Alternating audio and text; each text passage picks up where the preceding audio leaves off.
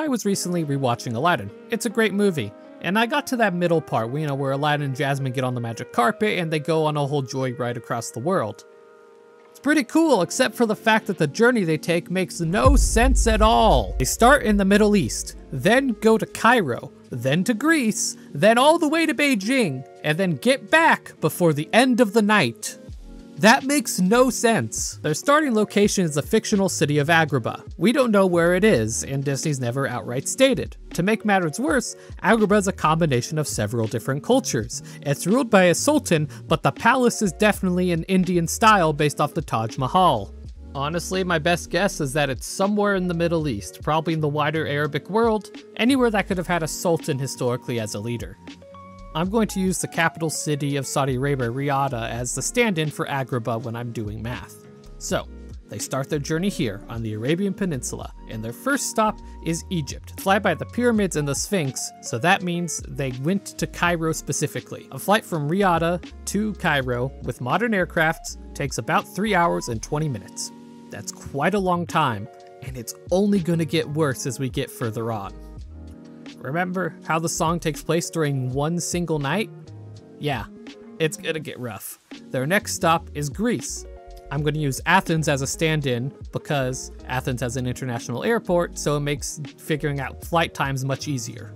A flight from Cairo to Athens takes about 2 hours.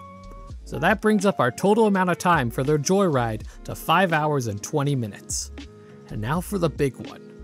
They end their trip by going to China. In case you don't know, China is very far away from Greece.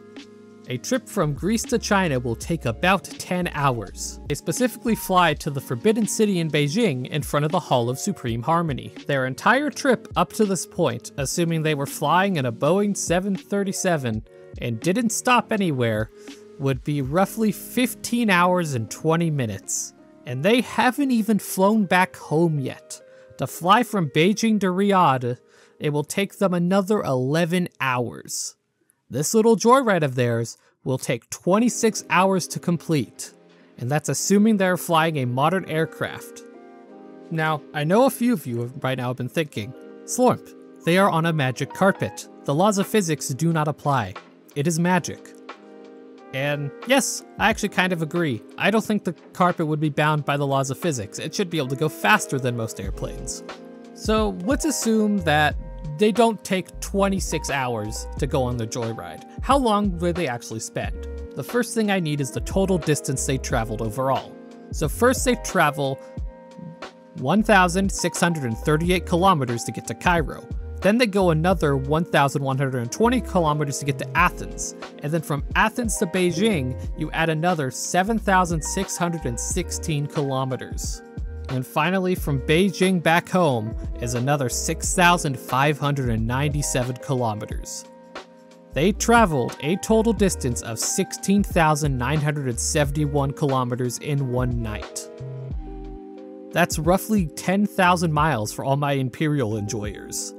I assume their trip at least was less than one night, given a few things. One, they leave when it's dark, and they come back when it's still dark. When they get back, no one mentions that they've been missing for 2 or 3 days, so obviously they weren't gone that long.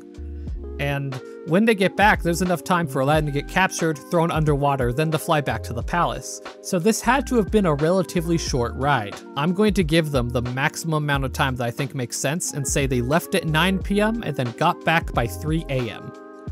That would give them roughly 6 hours to do their trip, and that's honestly the longest I think I can give them without it not making sense for it to be one night anymore. Given this 6-hour time frame, they're gonna at minimum have to travel 2,328 kilometers per hour. That's slightly less than 3.5 times faster than a Boeing 737. Or in other terms, they are flying at roughly the top speed of an F-22 Raptor. We are traveling at fighter jet speeds, people. They're traveling at fighter jet speeds on a flat carpet with nothing to hold onto. On top of that, they have no protection and are just wearing their normal clothes. Pilots back in the early days of flight, back when planes were open, they had to wear lots of warm clothing, because high up in the air is cooler, and also if you're moving fast in an airplane, there's going to be a lot of wind chill. If you don't do anything about those two things, you will freeze to death. They are doing the equivalent of riding in a fighter jet, with no protection and they're not strapped in. If they don't fall off the carpet, the wind chill will probably make them die of hypothermia. They are traveling at fighter jet speeds, like I said before. You know how many Gs they're going to be experiencing? Fighter pilots can experience upwards of 9 Gs while flying. Without any training, our two lovebirds are going to be passed out within minutes of taking off. I suppose taking a joyride on an F-22 is a novel date idea, but I don't think it would be fun or survivable. Already this trip seems impossible. You can hand wave away the distance by saying it's a magic carpet. Maybe it teleports, maybe its magic keeps them from getting cold or falling off. You know, whatever. Thus, physics don't matter. What does matter is the fact that they time travel during the night. As you know, the route they go from is Riyadh to Cairo to Athens to Beijing. The problem is they visit each place on their trip during a different time period. When they first go to Egypt, we see that the Sphinx is under construction still. How do we know this? Well, for one, there's a guy standing there working on it. And two, the Dream Stele isn't between its legs. The Dream Stele is a big old stone that was added between the Sphinx's legs the first time it was excavated. Because, you know, the Sphinx is very old and in the desert, so it keeps getting covered in sand, and then every 1,000 years people dig it up. The fact that the stele isn't there means that its first excavation hasn't happened yet. So this has to be the original Sphinx before any excavations, the first time it was built. That means they visited Egypt around 2500 BCE. They went to Egypt when Egypt was still firmly in the Bronze Age. Aladdin's time period is never strictly stated, but I do not think Agrabah is in the Bronze Age, or even the Iron Age. They seem to be well ahead of there.